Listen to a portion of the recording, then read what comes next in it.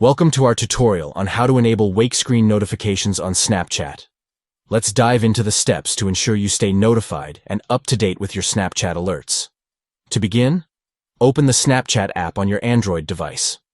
Once inside the app, locate and tap on your avatar or profile picture at the top left corner of the screen to access your account settings.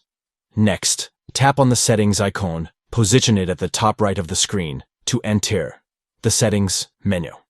Within the settings menu, find and tap on the notifications option to customize your notification settings. Now, look for the wake screen option and make sure to mark it to enable wake screen notifications for incoming alerts on Snapchat. By following these simple steps, you can ensure that your device's screen wakes up to display Snapchat notifications, allowing you to stay informed and responsive to messages, snaps, and other activities on the platform. Thank you for tuning in, and enjoy staying connected with wake screen notifications.